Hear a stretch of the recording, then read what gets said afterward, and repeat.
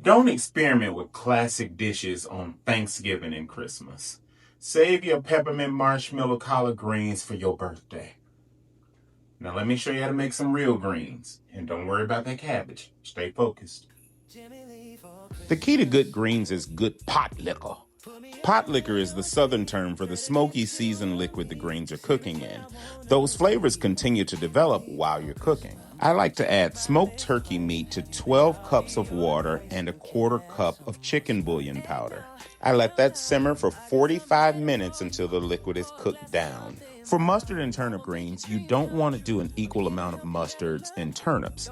A good ratio is 1 bunch of turnip greens for every 2 to 3 bunches of mustard greens. This will prevent your greens from being bitter.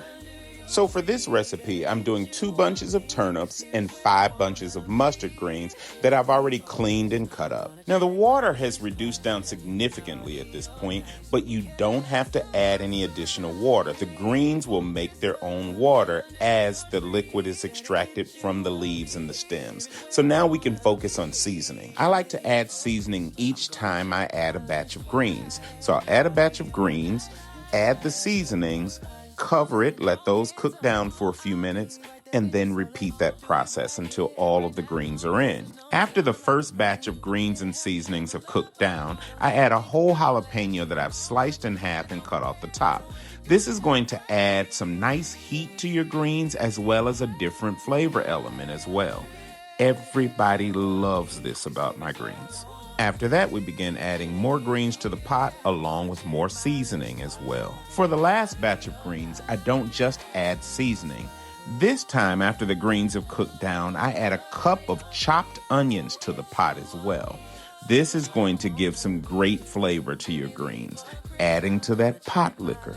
At this point, I use my tongs or a slotted spoon to give everything a nice mix, cover it, and simmer it for about 45 to 50 minutes. At this point, I remove the bones and add the meat back in, and I lightly re-season just to wake up the flavor of everything we've added. Now you could stop right here, add about a tablespoon of oil, and then let these simmer for another 30 minutes and you can have perfectly good greens.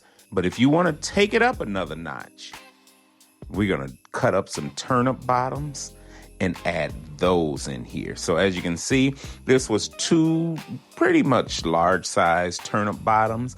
I'm gonna add those in, mix them in with the greens, re-add more seasoning, like I said, so lightly re-season it, and then add about a tablespoon of vegetable oil or olive oil, and then give it a good mix. And let these simmer for about 30 minutes, and your greens will be over the top. Now, your family is going to talk about you if you walk in with your marshmallow peppermint greens that you saw on TikTok. But if you come in with these greens, baby, you will be making greens for every holiday going forward. I promise you. Run that. Follow for more holiday tips and recipes.